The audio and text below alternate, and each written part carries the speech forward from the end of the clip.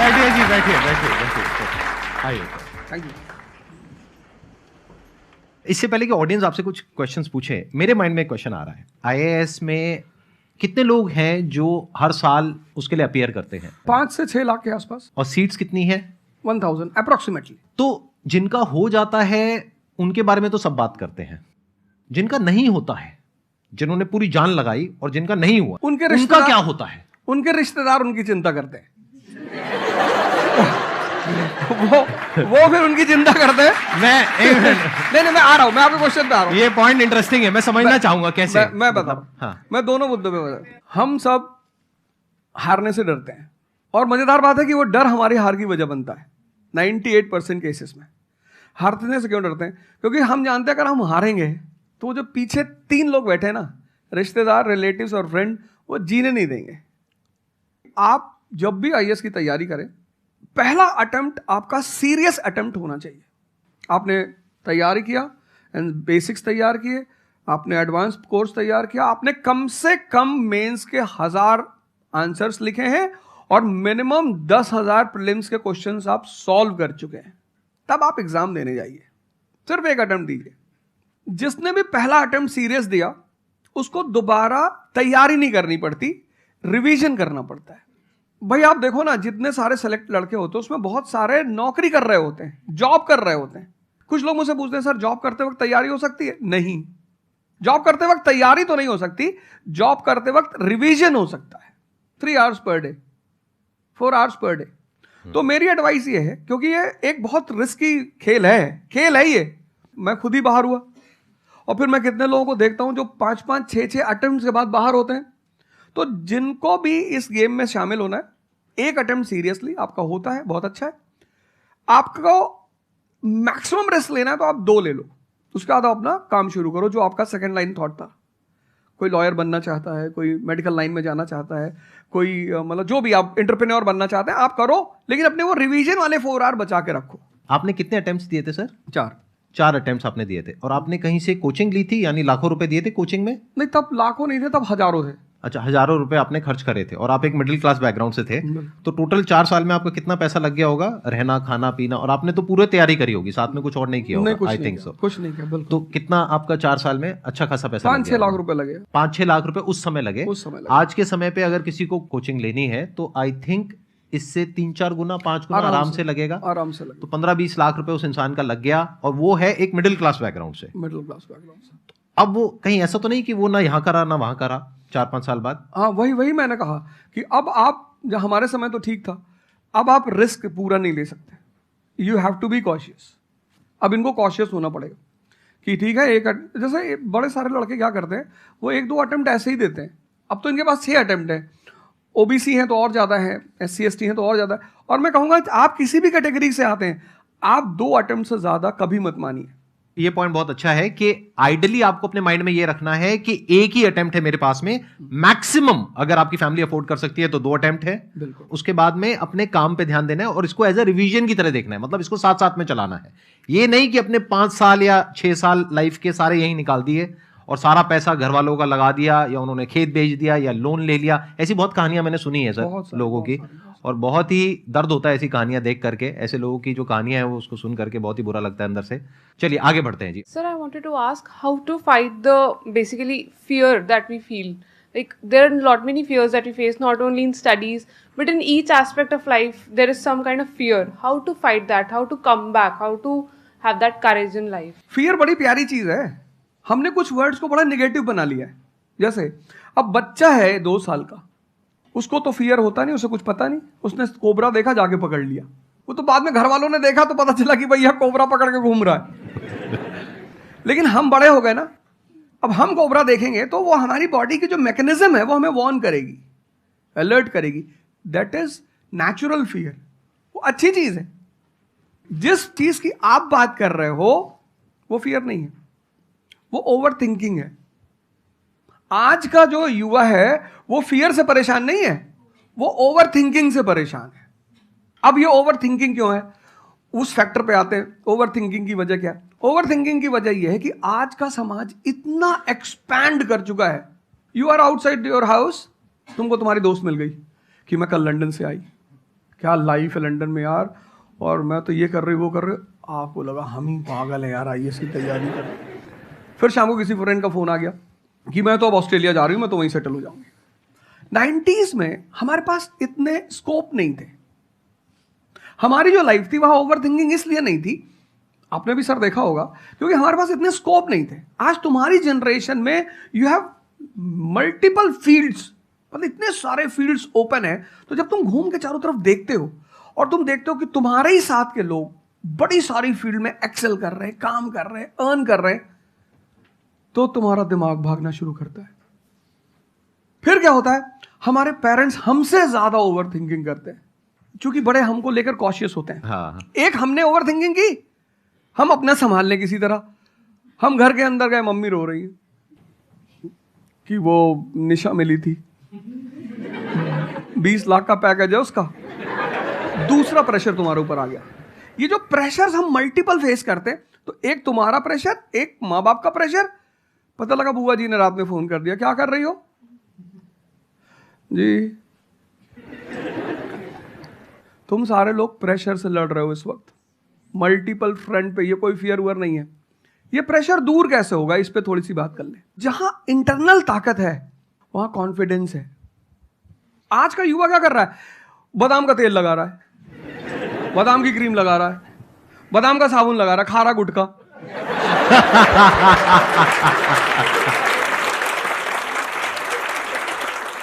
आप लोगों को चूंकि हर तरफ प्रेशर झेलना है, तो प्रेशर झेलने का सबसे अच्छा तरीका होता है इंटरनल पावर।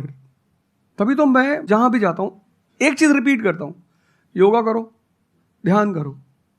ध्यान करोगे मन ताकतवर हो जाएगा।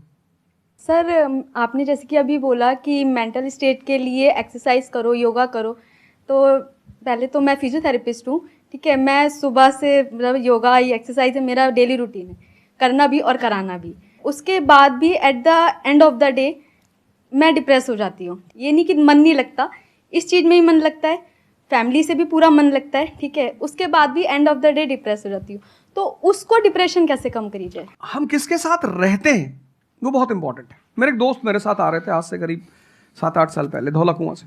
रात का टाइम था और हम दोनों, मैं गाड़ी चला रहा था, हम इंडिया गेट के सामने से निकले तो उन्होंने मुझसे कहा कि अब हम बुढ़े हो गए हैं। मैंने गाड़ी रोकी, मैंने कहा उतरो। तो उन्होंने कहा कि क्या हुआ? मैंने कहा उतरो, तो उतरो जरा। तो उतर गए, मैंने दरवाजा बंद करो, चले गए। आज तक मैंने उनसे बात नहीं की। वो उनसे पूछते हैं आज, अब तो खैर बात ही नहीं होती, पर वो बहुत उन्होंने कोशिश की कि अवध क्या हुआ? तुम दिन भर अपने आप को मोटिवेट करती हो, काम करती हो, जब तुम वापस घर में आती हो, अपने समाज में जाती हो, तो सब तुम्हारे मेंटल स्टेटस का थोड़ी है, वो तुम्हारी सारी ऊर्जा को खींच लेते हैं। इसीलिए तो माँ बाप हमारी संगत पे बड़ा ध्यान देते हैं। तुम्हें लगता होगा कि माँ बाप कितने बदमाश हैं, माँ बाप भगवान हैं। उनका एक्सपीरियंस तुम अपने दोस्तों को लेके जाया करो उनके सामने। कोई अल्ट्रासाउंड क्या करेगा जितना माँ बाप करते हैं, कोई स्कैनर क्या करेगा? सही बात है, देख के कोई 2 फोटो मिनट कैमरा में क्या फोटो खींचेगी, देख के बता देते हैं। बहुत बहुत दुष्ट है ये, इसकी आंख के नीचे देखो यहाँ निशान है, बहुत दुष्ट है ये। और वो लॉजिक भी बड़ी अच्छी सी देते हैं, कोई कुछ भी देते हैं लेकिन बड़ा अच्छा सा लॉजिक देते हैं। तो ये हमारे साथ होता है। इसलिए हमें पहले गुरुकुल भेजा जाता था, और आज की हमारी सोसाइटी इसको सिर्फ नेगेटिव दिखाई पड़ रहा है। मैं अभी अब घर गया था, हमसे लोग कह रहे भैया 24 का चुनाव लड़ोगे? मैंने कहा यार पॉलिटिकल पार्टियां कह रही कि तुम सीधे प्रधानमंत्री बन जाओ। अननेसेसरी परेशान किए हुए, अननेसेसरी दूसरों से मत। और ये एक जगह का नहीं है, ये यूनिवर्सल हो चुका है। तुमने कह दिया कि मैं आईएएस की तैयारी कर रही हूं, अरे नहीं होता किसी का। तिवारी जी की लड़की दी थी, 2 साल बाद पागल हो गई। तुम इतने डिप्रेस समाज में रह रहे हो। वो तो महेश्वरी जी जैसे लोग हैं जिन्होंने बहुत लोगों को जिंदा कर रखा है।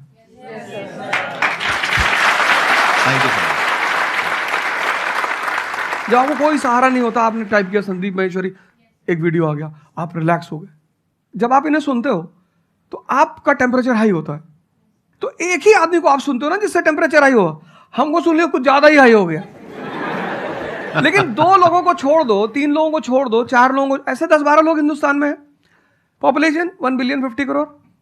तो तुम 10 लोगों को सुनो और बाकी जो तुम्हारे साथ 500 जुड़े हैं वो तुम्हें तो नीचे ही ले जा रहे हैं। इससे बचो, अपनी सर्कल को थोड़ा सा रिजर्व करो। तुम किससे बात करते हो, कौन सा लिटरेचर पढ़ते हो, लिटरेचर पर ध्यान दो। जैसे मैं रश्मिरथ पढ़ता रहता हूँ, खाली हुआ प्रसादों के कनकाब शिखर होते कबूतरों के ही घर।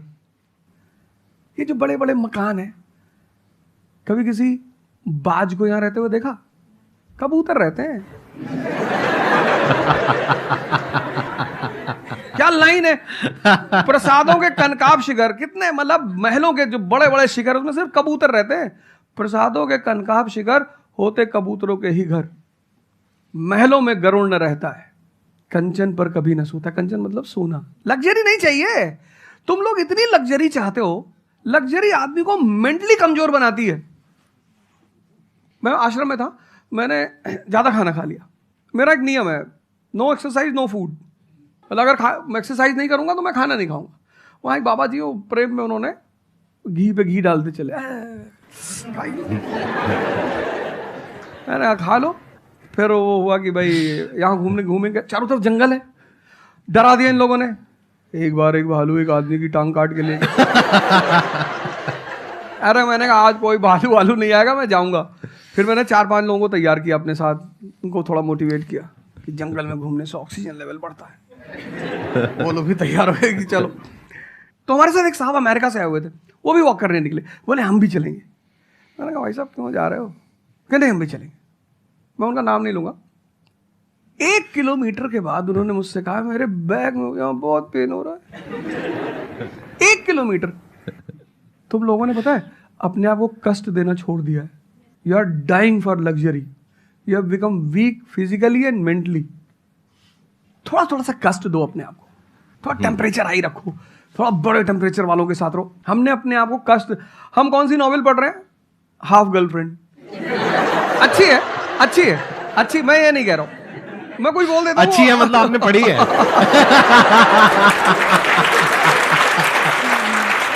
नहीं फिर कोई पकड़ निकाल लेगा, कोई वो क्लिपिंग निकाल लेगा, ओ गाली दे रहे थे उनको।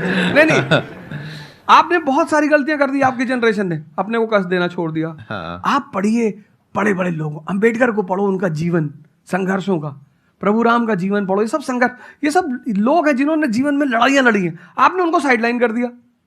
आप राणा प्रताप के बारे में कुछ जानते ही नहीं हो, आपको वो पोएम याद ही नहीं है, खूब लड़ी मर्दानी वो तो झांसी वाली रानी थी। आपको तो एक चीज बता दी, twinkle twinkle how I wonder. आप वंडर किए जा रहे हो पूरी जिंदगी में। आपने कहा कि पूरे दिन मैं अपना काम करती हूँ, दैट इज फिजियोथेरेपी जो आप करते हैं, और शाम तक आते आते आपको थोड़ा सा डिप्रेस फील होता है, थोड़ा सा डाउन फील होता है, तो उसके पीछे क्या रीजन है आप बताइए। जैसे कि मैं बाकी पेशेंट देखती हूँ पूरा दिन में, हाँ। बट जब मैं घर पे आती हूँ तो मैं अपने मम्मी पापा को देखती हूँ। ठीक है। जो मैं उनको कहती हूँ कि आपको ये एक्सरसाइज करनी है, ये करना है, आपके लिए ये ज़रूरी है, वो ये नहीं करते। तो फिर वो मुझे डिप्रेस होता है कि मैं जब सबको सही करती हूँ और मैं अपने घर में ही सही नहीं कर पा रही।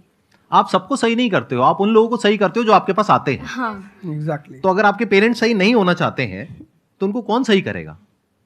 बेसिकली हमारी प्रॉब्लम क्या है कि जो नहीं करना चाहता उसको भी करवाना चाहते हैं। एग्जैक्टली। फॉर एग्जाम्पल आप में से यहाँ पे कुछ लोग बैठे हैं और बैठे हैं जो कहते हैं कि भाई आप कुछ भी बोल दो, हम तो जैसे थे वैसे ही रहेंगे, उखाड़ लो जो उखाड़ सकते हो, आप अकेले आ जाओ, आप साथ में ओझा सर को ले आओ, आप 10 को ले आओ, हम तो नहीं बदलने वाले। उनका कोई कुछ कर सकता है? समझ गए? तो यहाँ पे किसका एक्चुअल में किसकी लाइफ बदलने वाली है? यहाँ पर हो सकता है कुछ साल बाद आप ही में से कोई यहाँ पर बैठा होगा, बट वो इंसान कौन होगा? जो खुद अंदर से बदलना चाहता है ना। Yes sir, thank you sir. Please have a seat, बैठिए। मेरा संदीप सर से ये क्वेश्चन है कि जैसे हम लोग जब आपकी वीडियोस देखते हैं तो हम लोग मोटिवेटेड हो जाता है कि हम लोगों को गवर्नमेंट से या फिर इन सब फील्ड्स में छोड़ के अपना कुछ स्टार्ट करना चाहिए जिससे देश में एंटरप्रेन्योर्स या फिर जॉब्स बढ़े। फिर हम लोग देखते हैं आप लोगों को कि भाई यूपीएससी में एक ऐसी पावर होती है जो हम करना चाहते हैं वहाँ पे हमको डायरेक्ट पावर मिलती है। जैसे कि मैं अगर एजुकेशन के फील्ड में कुछ अच्छा करना चाहती हूँ तो मेरे पास डायरेक्ट पावर होती है कि हम लोग वहाँ से कर सकते हैं। तो मैं ऐसा, मेरे पास ये क्वेश्चन फिर मतलब दोनों में कॉन्ट्राडिक्शन चलता रहता है। ना कॉन्ट्रडिक्शन नहीं चल रहा है ये। इसे कॉन्ट्रडिक्शन नहीं कहते, इसे कंफ्यूजन कहते हैं। मतलब एक गोल होता है ना, या फिर एक मतलब हमारे पास एक टारगेट होता है कि हम ये काम करने के लिए यूपीएससी में जा रहे हैं, नहीं, सरकार जो कहेगी वो करना है। हाँ, I was about to say that. आपका क्या गोल है? आप क्यों कर, और आप आपका नेता क्या थोड़ी है, target है? आपकी पार्टी का मैनिफेस्टो थोड़ी है, घोषणा पत्र। आप एक राजपत्रित अधिकारी हैं, गैजेटेड ऑफिसर। आपका जो मिनिस्टर होगा फोन मिलेगा, मैडम जी हाँ ये कस्तूरबा गांधी प्लान में अभी तक कितना काम हुआ जी sir, I give the review in the evening sir. Okay thank you ठीक है मैडम, बाय, खत्म। सो आपका कहने का मतलब है कि जो सिविल सर्वेंट बनते हैं या आईएएस ऑफिसर बनते हैं उनके पास कोई पावर नहीं होती? पावर होती है जब तक जनता अपनी पावर नहीं समझती। आज की डेट में इस देश में पावरफुल कौन है? जनता। We the people of India solemnly resolve. Yes sir. ये जनता बेचारी पावर जानती है तो डीएम का ऑफिस में चले जाते हैं, हुजूर किसको बेचारे को बताएं? नेता देखा, मेंबर ऑफ पार्लियामेंट देखा, पैर छू लिए, तेरे फूफा है? नहीं भैया नहीं भैया सांसद जी हैं। सांसद जी हैं तो क्यों पैर छू रहा है? तो पावर इस असलियत में इस देश की जनता के पास है।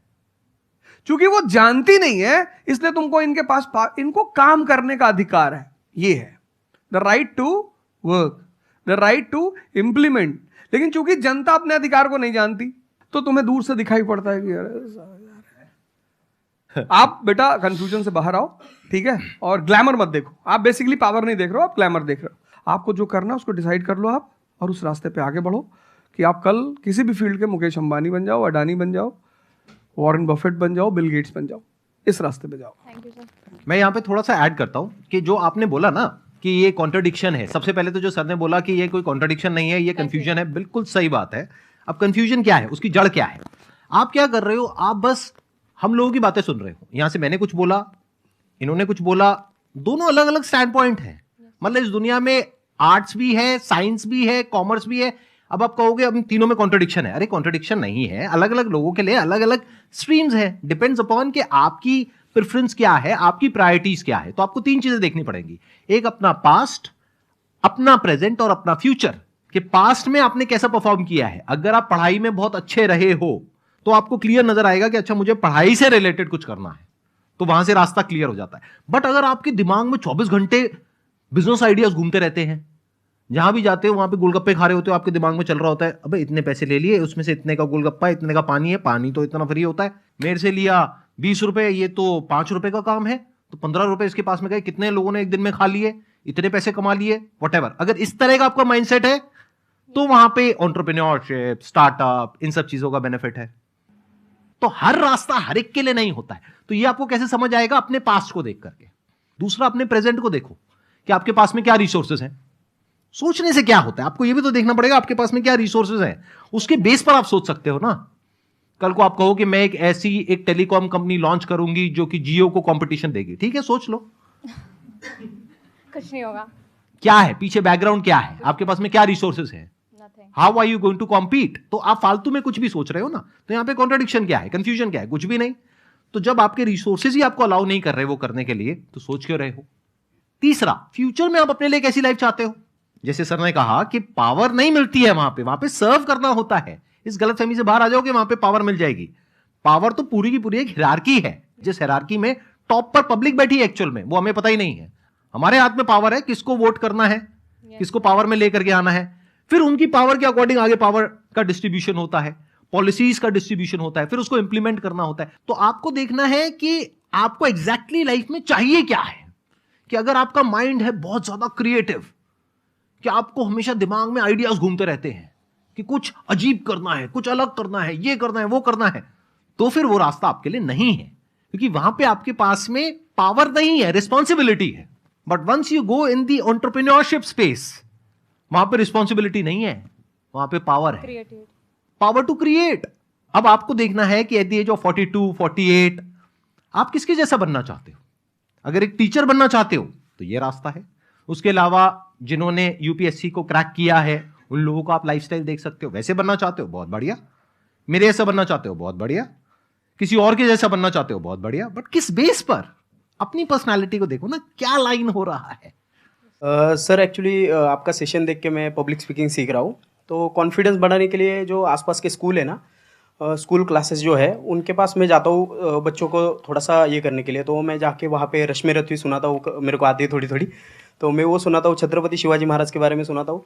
तो उन बच्चों का मैंने थोड़ा नोटिस किया, तो वो क्या कह रहे थे मुझे कि सर जो टीचर है अभी जो सिखा रहे हैं वो बस सब्जेक्ट के बारे में बताते हैं और बोरिंग तरीके से सिखाते हैं, ना कोई एक्स्ट्रा कुछ एक्टिविटी नहीं करवाते, कुछ नहीं करवाते। और जब ऐसा कोई एडिशनल गेस्ट आता है जो कुछ एडिशनल सिखाता है तो उनका माइंडसेट थोड़ा चेंज होता है कि सामने वाले टीचर से भी वो वही एक्सपेक्ट करते हैं। तो मुझे कभी कभी लगने लगा है कि मैं जाके गलत कर रहा हूँ या वो टीचर का, वो स्टूडेंट का देखने का नज़रिया बदल रहा है, तो वो वहीं से वो एक्सपेक्ट कर रहा है और उनका मन वहीं पे नहीं लग रहा है वो सब्जेक्ट में। तो अभी मैं क्या काम करने के दो तरीके हैं। एक, आपको काम करना ही है, कोई ऑप्शन नहीं है। एक है आप किसी भी कीमत पे काम करना चाहते हो। जैसे मैं किसी भी कीमत पर पढ़ाना चाहता ही हूं। इसने मुझे इज्जत दिया, सम्मान दिया, प्रेम दिया। मैं एक शादी में गया था 2 दिन पहले, लोग दूल्हे उल्हे को छोड़ के मेरे पास आ गए। दूसरा बेचारा फ्रस्ट्रेशन में आ गया कि यार हमसे मैसेज किया, तुम यहाँ से चले जाओ। मतलब उनके भाई ने मुझे मैसेज किया, बड़े भाई ने कहा, यार तुम यहाँ से जाओ, शादी नहीं हो रही है। मतलब वो द्वार चार वगैरह सारा प्रोग्राम था, वो सब बाहर हो जाओ सर।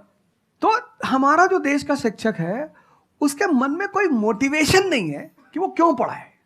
जैसे हमारे घर मामा आए, हमारे उनके आने पे हम बड़े खुश होते थे कि मामा आए। क्यों? क्योंकि हमें पता था कि ये जब जाएंगे तो पैसा देके जाएंगे। इस देश के शिक्षक को, सरकार को कुछ ऐसा करना चाहिए कि उसके मन में एक मोटिवेशन हो कि 6 बजे का स्कूल है, वो सुबह 4 बजे पहुंच जाए। कुछ ना करे इस देश की सरकार, सिर्फ उनको वीआईपी का दर्जा दे दे। फिर आप देखना, पैसा तो कौन नहीं कमा रहा है, शिक्षक सम्मान चाहता है। तो मैं अपने टीचरों से पुराने मिलता हूं, तो जैसे कहीं मिल गए वो सड़क पे, मैं खड़ा हो गया, रोक दिया सब, हाँ सर, पैर चले, तुरंत ऐसे सीना उन्हें चौड़ा कर लेते हैं कि हमारा बच्चा है जी। शिक्षक एक दुनिया की ऐसी लॉबी है जिसको सम्मान चाहिए। आप लोग कहीं भी अपने पुराने टीचरों को मिला करो, ठीक है, हो सकता है उन्होंने आपको कभी मारा हो, डांटा हो, कुछ बोला हो, लेकिन अब आप उनको थोड़ा सम्मान दे दिया करो, उससे बड़ा उन्हें फील होगा। हमारे देश के शिक्षकों के पास इनर मोटिवेशन की कमी है। कुछ लोग हैं जो इंडिविजुअल मोटिवेटेड रहते हैं, वो करते हैं कई सारे टीचर, लेकिन वो इंडिविजुअल। कुछ लोग होते हैं ना जिनको अपने धर्म का एहसास होता है, उनके लिए वो ड्यूटी नहीं होती, वो धर्म है उनका। तो वो तो जैसे भाई आप जाके आप धर्म के रूप में कर रहे हैं, हाँ। 2-4 टीचर और भी कर रहे हैं, 10 टीचर और भी कर रहे हैं, लेकिन सरकार को, टीचरों को कुछ तो ऐसा करना चाहिए कि उन्हें फील हो कि नहीं यार, ये हमारा देश है, ये हमारे बच्चे हैं, हमें इनको बनाना है और ऊपर उठाना है। तो अगर सरकार कुछ ऐसा कर देगी ना, सेल्फ मोटिवेशन दे देगी, अरे फिर तुम देखना इस देश के टीचरों को। सर, इसमें आपसे बात करते करते ना मेरे माइंड में एक सॉल्यूशन आ रहा है, क्योंकि एज एन एंटरप्रेन्योर मेरे माइंड में सिस्टम्स एंड प्रोसेसेस घूमते हैं। मतलब मेरे माइंड में ये घूमता है कि कैसे एक प्रॉब्लम है उसको सिस्टम में कन्वर्ट कर दिया जाए, जो कि वो काम अपने आप हो जाए। क्योंकि ऐसे बहुत ही कम टीचर्स होंगे जो अंदर से मोटिवेटेड होंगे। तो ये थ्योरेटिकली तो बड़ा अच्छा लग रहा है सुनने में, बट हजारों में कोई एक आध होगा। बिल्कुल। तो अब मेरा स्टैंड पॉइंट क्या है कि क्या हो अगर जैसे हम ई-कॉमर्स वेबसाइट्स पे जाते हैं, वहां पे प्रोडक्ट के रिव्यूज होते हैं। रिव्यू कौन देता है? जो कस्टमर है। तो टीचर का रिव्यू कौन दे सकता है? जो बाहर बैठा है उस कमरे से, वो या जो कमरे के अंदर बैठे हैं। तो अगर कुछ ऐसा सिस्टम हो जाए, एक ऐसा प्लेटफॉर्म बन जाए गवर्नमेंट का जहां पे सारे टीचर्स लिस्टेड हो और based upon the number of reviews and the quality of reviews उनको रिवॉर्ड दिया जाए अच्छा ऑटोमेटिकली। कि मतलब जो नंबर 1 पे आया उसकी सैलरी डबल, कि अगर उसकी 50,000 है तो 1 लाख। बहुत अच्छा सोल्यूशन। और जिसके इतने रिव्यूज आए, यानी जिसके 4 स्टार या उससे ऊपर आए, उनकी सैलरी सीधा डबल हो गई। तो फिर देखो क्या मजा आता है। फिर हिस्ट्री पढ़ाने का जो स्टाइल है ना, वो सारे टीचर्स आएंगे अवध ओझा सर के चैनल पर और आकर के सीखेंगे भाई क्या कहानी है ये, ऐसे कैसे पढ़ाएं कि बच्चे दीवाने हो जाए। और फिर अपने आप को अपग्रेड करेंगे। नहीं तो अपग्रेड करने की मोटिवेशन कहाँ है? जैसे एक एंटरप्रेन्योर होता है, उसके पास में तो मोटिवेशन होती है कि अगर मैंने अपने जो भी प्रोडक्ट है, सर्विस है या काम है, उसको अपग्रेड किया तो करते ही मेरे को इमीडिएट रिवॉर्ड मिलेगा। जैसे सेल्स टीम में अगर आप कहीं पर काम करते हो, कितने लोग सेल्स डिपार्टमेंट में है, अलग अलग कंपनी में जो जॉब कर रहे हैं, तो सेल्स में इंसेंटिव का एक सिस्टम होता है। तो वहां पर क्लियर पता होता है कि मैंने ये टारगेट अचीव किया तो ये है। तो एक क्लियर कट टारगेट होना चाहिए which is measurable, not theoretical but actual, objective not subjective. कि ऑब्जेक्टिव एक टारगेट होना चाहिए in terms of numbers which can be calculated and a transparent system जहां पे स्टूडेंट्स वोट करेंगे और जो टीचर्स जीतेंगे पूरे इंडिया लेवल पे या स्टेट लेवल पे, उनको बुला करके जो हमारे देश के प्रेसिडेंट हैं या प्राइम मिनिस्टर हैं, वो आकर के रिवॉर्ड देंगे। Yes sir.